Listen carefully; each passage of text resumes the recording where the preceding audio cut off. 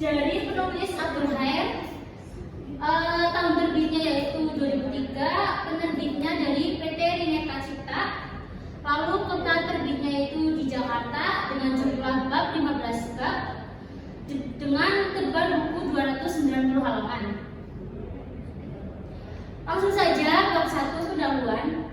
Secara etimologi, kata psikologi berasal dari bahasa Yunani psyche dan logos. Kata psyche berarti jiwa atau roh atau sukma.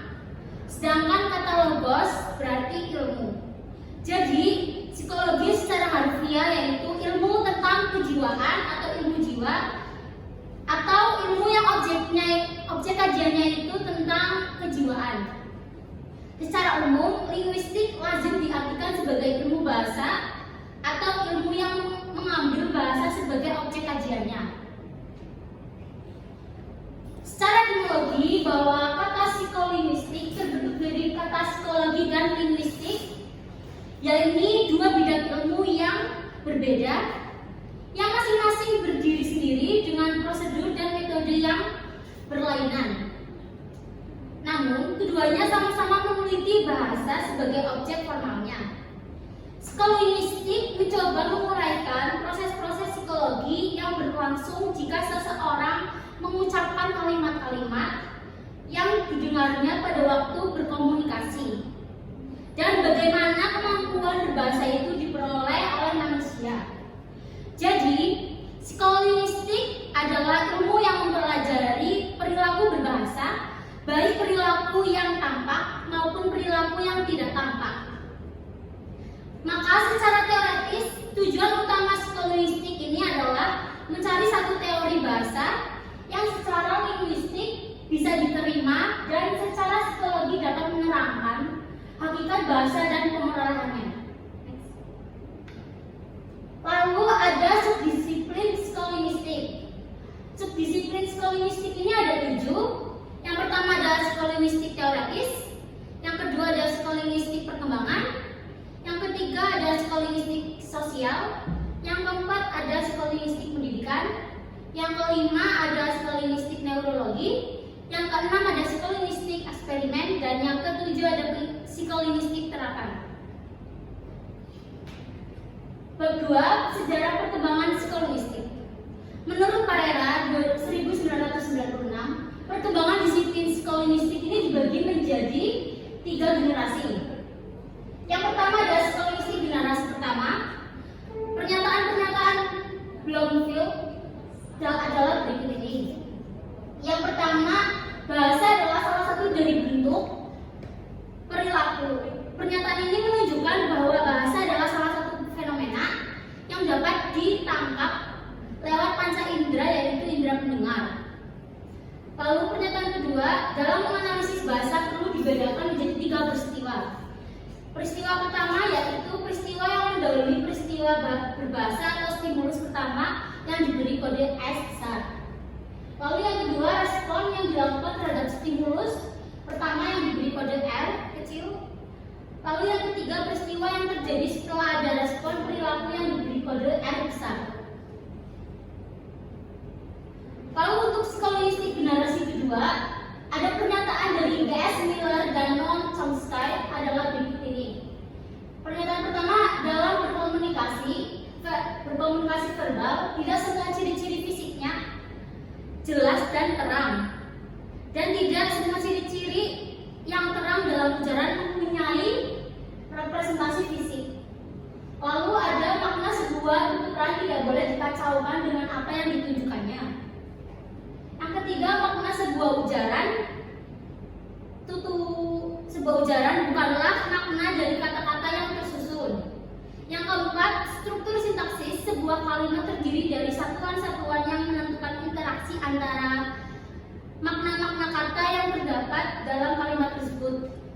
Lalu jumlah kalimat dan jumlah makna dengan bahasa tidak terbatas jumlahnya. Harus dibedakan antara pendeskripsian sebuah bahasa dan pemakaian bahasa. Dan yang terakhir adanya komponen biologis yang besar untuk menentukan kemampuan berbahasa. Lalu yang ketiga adalah psikolinguistik generasi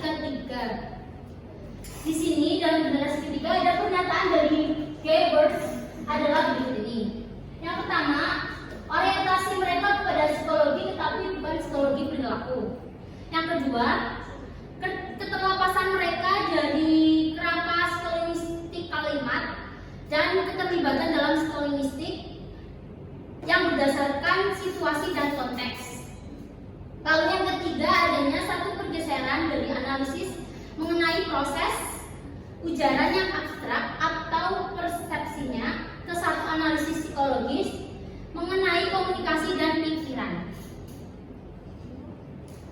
Lanjut ke bab 3, yaitu ada bahasa dan berbahasa.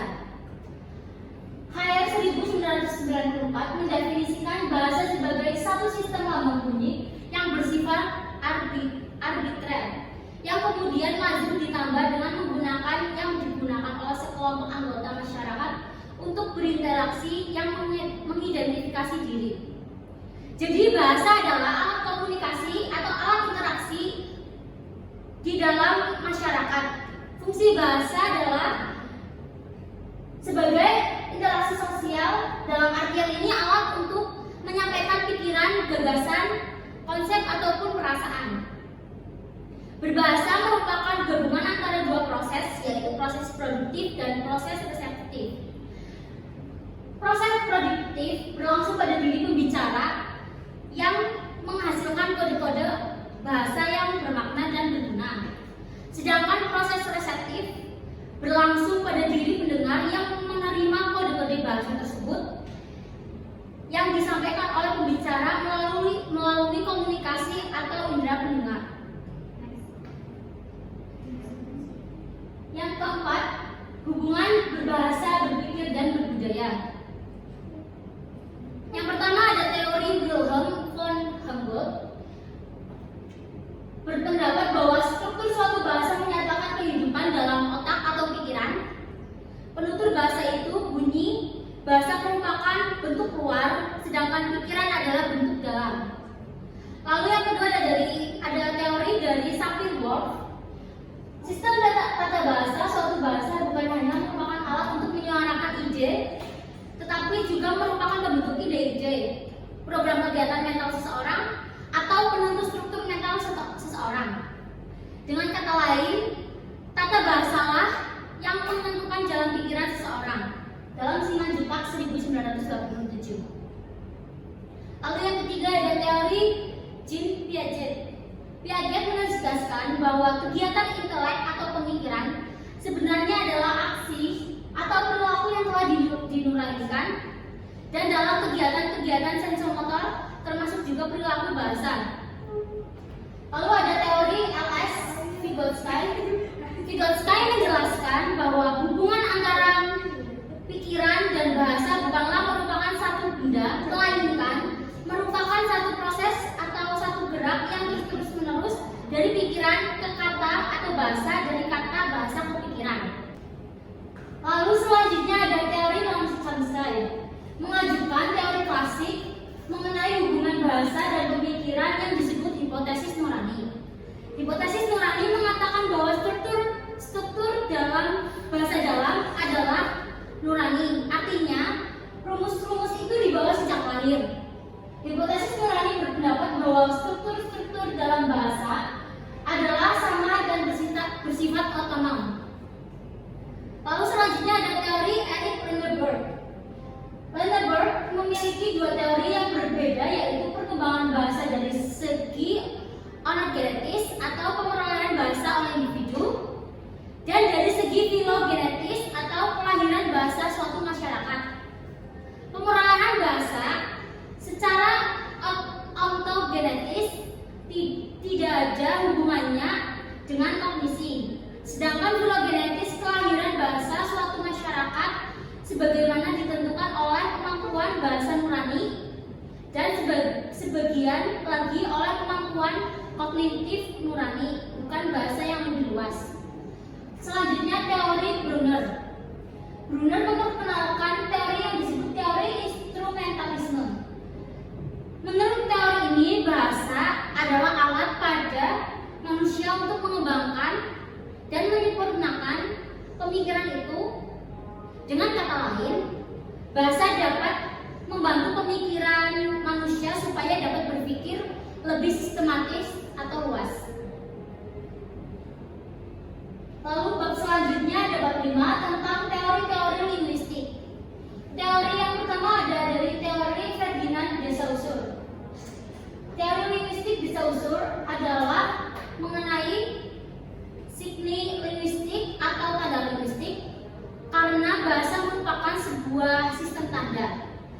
Menurut de Saussure, tanda linguistik berunsur dua, yaitu signify atau konsep petanda dan signifian atau imaji bunyi atau penanda. Ciri-ciri dari signi linguistik sebagai berikut. Yang pertama ada tanda linguistik bersifat arbitrer. Maksudnya hubungan antara satu petanda atau konsep dengan satu penanda lainnya. Bunyi bersifat kebetulan. Namun tanda linguistik itu tidak dapat diubah atau immutable. Yang kedua, penanda atau signifian. Dari suatu signi linguistik itu merupakan satu bentangan yang dapat diukur dalam satu dimensi atau merupakan satu garis, satu perpanjangan. Ini berarti bahwa bahasa dapat dianggap sebagai sebagai satu deretan atau urutan. Lalu yang ketiga ada signi linguistik mempunyai pergandaan yang tidak dapat dihitung. Dengan kata lain, tanda linguistik jumlahnya tidak terbatas. Lalu yang kedua ada teori Leonard Bloomfield. Menurut Bloomfield, bahasa itu terdiri dari sejumlah isyarat atau tanda berupa unsur-unsur vokal atau bunyi yang dinamai bentuk-bentuk linguistik. Setiap bentuk adalah sebuah kesatuan isyarat yang dibentuk oleh fonem-fonem. Dalam teori linguistik Bloomfield ada beberapa istilah yang perlu dikenal sebagai berikut. Yang pertama ada fonem. Fonem itu adalah satuan bunyi terkecil dan distinktif dalam leksikon suatu bahasa. Lalu yang kedua ada morfem, adalah suatu atau unit terkecil yang mempunyai makna dan bentuk leksikon. Yang ketiga ada frase. Frase adalah unit yang tidak minimum yang terdiri dari 1-2 bentuk bebas atau lebih. Lalu ada kata adalah bentuk bebas yang minimum yang terdiri dari satu bentuk bebas dan ditambah bentuk-bentuk yang tidak bebas. Yang terakhir ada kalimat adalah ujaran yang tidak merupakan bagian dari ujaran lain dan merupakan satu ujaran yang maksimum. Lalu yang ketiga ada teori John Rupert Firth. Menurut Firth, struktur bahasa itu terdiri dari 5 tingkatan, yaitu tingkatan fonetik, leksikon, morfologi, sintaksis, dan semantik. Yang menjadi unsur dalam tingkatan fonetik adalah fonem, yang menjadi unsur dalam tingkatan morfologi adalah morfem, yang menjadi unsur dalam tingkatan sintaksis adalah kategori-kategori sintaksis, dan yang menjadi unsur dalam tingkatan semantik adalah kategori-kategori semantik. Lalu yang keempat ada teori Noam Chomsky. Teori linguistik Chomsky menyangkut adanya pasangan penutur dan pendengar di dalam masyarakat tutur. Sehubungan dengan hal itu, Chomsky membedakan adanya kompetensi atau kecakapan linguistik dan performansi atau pelaksanaan atau pelakuan linguistik. Kompetensi adalah pengetahuan penutur ataupun pendengar mengenai bahasanya, sedangkan performansi adalah pelaksanaan berbahasa dalam bentuk menerbitkan kalimat-kalimat dalam keadaan yang nyata. Lanjut di bab 6 ada teori pembelajaran dalam psikologi. Yang pertama ada dari teori stimulus respons. Disebut dengan teori stimulus respons ini karena teori ini memiliki dasar pandangan bahwa perilaku itu termasuk perilaku berbahasa. Bermula dengan adanya stimulus atau rangsangan atau aksi yang segera menimbulkan respon atau reaksi atau gerak balas. Lalu yang kedua ada teori kognitif. Disebut dengan teori kognitif adalah pengkajian bagaimana caranya persepsi mempengaruhi perilaku dan bagaimana caranya pengalaman mempengaruhi persepsi. Dengan kata lain, teori kognitif mencoba mengkaji proses-proses akal atau mental yang berlaku pada waktu proses pembelajaran berlangsung. Lanjut ke bab 7, ada aspek neurologi bahasa. enkode gramatika terjadi di dalam otak penutur, sedangkan enkode fonologi dimulai dari otak penutur lalu dilaksanakan oleh alat ucap di dalam rongga mulut penutur. Sebaliknya, enkode fonologi dimulai dari telinga pendengar dan dilanjutkan di dalam otak pendengar dengan lanjutannya berupa dekode, gramatika, dan berakhir pada dekode semantik. Bila alat-alat fisiologi penutur dan pendengar berada dalam keadaan sehat atau normal, maka pesan semantik yang dikirimkan penutur dapat diterima dengan baik oleh pendengarnya. Oleh karena otak adalah salah satu komponen dalam sistem susunan saraf manusia. Perkembangan atau pertumbuhan sel otak manusia berlangsung dengan sangat cepat sejak bayi hingga akhir masa remaja. Broca melaporkan bahwa kerusakan pada daerah hemisfer kanan tidak menimbulkan pengaruh yang sama dengan kerusakan hemisfer kiri. Kerusakan pada hemisfer kiri dilibatkan dalam hubungan dengan fungsi bahasa. Berikut alasannya. Yang pertama, adanya hilangnya kemampuan berbahasa akibat kerusakan otak lebih sering disebabkan oleh kerusakan jaringan saraf hemisfer kiri daripada hemisfer kanan. Lalu yang kedua adalah ketika hemisfer kiri di anestesia, kemampuan berbahasa menjadi hilang. Sewaktu bersaing dalam menerima masukan bahasa secara bersamaan dalam tes psikotik, ternyata telinga kanan lebih unggul dalam ketepatan dan kecepatan pemahaman daripada telinga kiri. Ketika materi bahasa diberikan melalui penglihatan mata kanan dan mata kiri, ternyata mata kanan lebih cepat dan lebih tepat dalam menangkap materi bahasa tersebut. Lalu terakhir, pada waktu melakukan kegiatan berbahasa, baik secara terbuka maupun tertutup, hemisfer kiri menunjukkan kegiatan elektris lebih hebat daripada hemisfer kanan. Lanjut ke bab 8, gangguan berbahasa. Gangguan berbahasa secara garis besar dapat dibagi menjadi dua, yaitu gangguan akibat faktor medis dan faktor lingkungan sosial.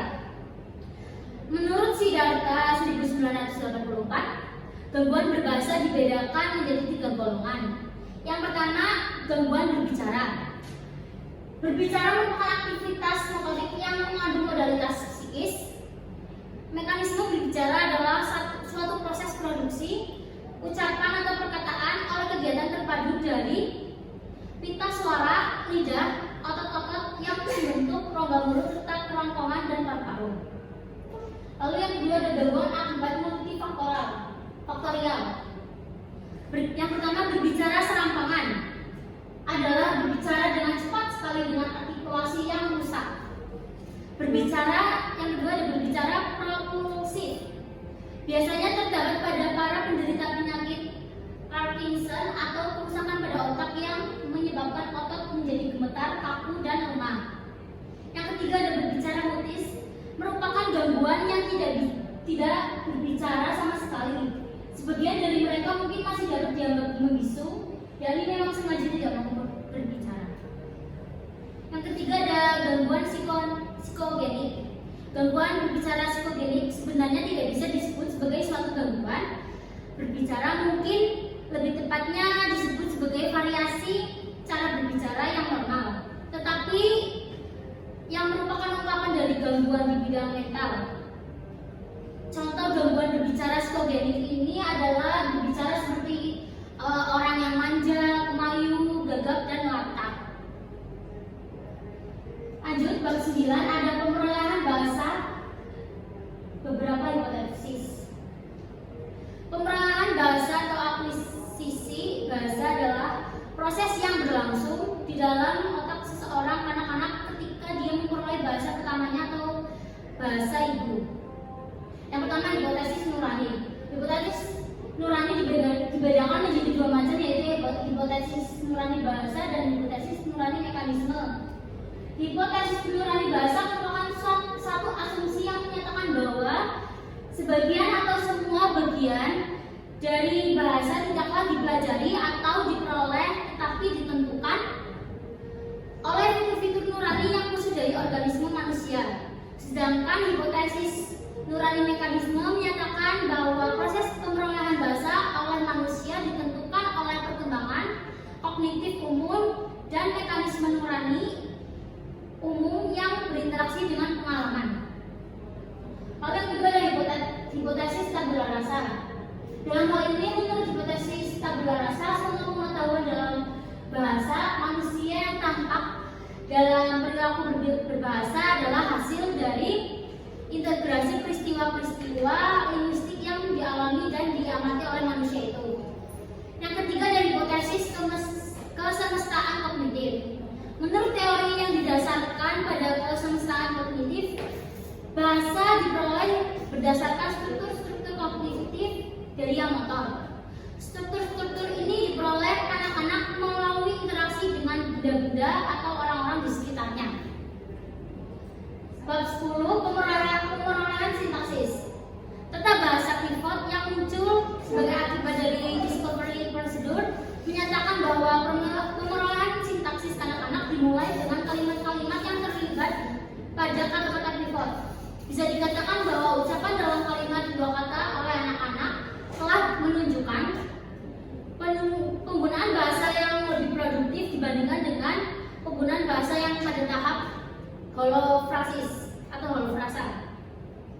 Konsep hubungan tata bahasa merupakan perkembangan lanjutan ketika anak-anaknya akhirnya menyadari bahwa kata benda dengan peran-peran semantik yang berbeda diperlakukan dengan cara yang sama. Perbedaan antara pendekatan semantik ini dengan teori hubungan tata bahasa nurani adalah bahwa kalau teori tata bahasa nurani menerapkan hubungan-hubungan sintaksis dalam menganalisis struktur ucapan anak-anak, maka teori pendekatan semantik menemukan struktur ucapan itu berdasarkan hubungan-hubungan semantik. Sekian presentasi yang bisa saya sampaikan. Bila ada pertanyaan, silakan. Silakan. Saya diminati dengan tim ahli kelas 5 yang bertanya. Di slide ke-19 atau bab 8 itu kan dijelaskan mengenai gangguan akibat faktor medis dan lingkungan. Itu maksudnya apa? Di bab berapa? Bab 8. 19. Terima kasih. Oke, terima kasih. Langsung saja saya jawab. Yang dimaksud dengan faktor medis adalah gangguan kelainan fungsi otak manusia maupun akibat kelainan alat-alat berbicara. Sedangkan faktor lingkungan sosial adalah lingkungan kehidupan yang tidak alamiah manusia seperti terisolasi dari lingkungan kehidupan manusia yang sewajarnya atau suka menyendiri atau biasa disebut dengan introvert. Begitu. Selanjutnya siapa yang ingin bertanya? Silakan. Perkenalkan, saya Arifah Fati dengan tim ahli 12. Izin bertanya. Tadi di slide 5 bagian bab 1 Ya. di bab 1 itu terdapat subdisiplin psikolinguistik. Tolong dijelaskan menurut Mbak Ratri masing-masing subdisiplin psikolinguistik itu. Baik, terima kasih. Langsung saja saya jawab pertanyaan dari Pak Arun. Psikolinguistik teoretis itu membahas teori-teori bahasa yang berkaitan dengan proses mental manusia. Lalu untuk yang kedua, psikolinguistik perkembangan itu berkaitan dengan proses pemerolehan bahasa pertama maupun bahasa kedua. Lalu psikolinguistik sosial adalah psikolinguistik yang berkenaan dengan aspek-aspek sosial bahasa. Yang keempat, psikolinguistik pendidikan. Psikolinguistik pendidikan ini mengkaji aspek-aspek pendidikan secara umum dalam pendidikan formal di sekolah. Yang selanjutnya, psikolinguistik neurologi. Itu mengkaji hubungan antara berbahasa dan otak manusia. Lalu psikolinguistik eksperimen itu meliput dan melakukan eksperimen dalam semua kegiatan bahasa dan berbahasa pada satu pihak dan perilaku akibat berbahasa pada pihak lain. Dan yang terakhir, psikolinguistik terapan itu adalah psikolinguistik yang berkaitan dengan penerapan dari temuan-temuan 6 subdisiplin di atas ke dalam bidang-bidang tertentu yang memerlukan psikolinguistik itu. Baik, terima kasih atas penjelasannya. Sekian presentasi yang bisa saya sampaikan, kurang lebihnya mohon maaf. Wassalamualaikum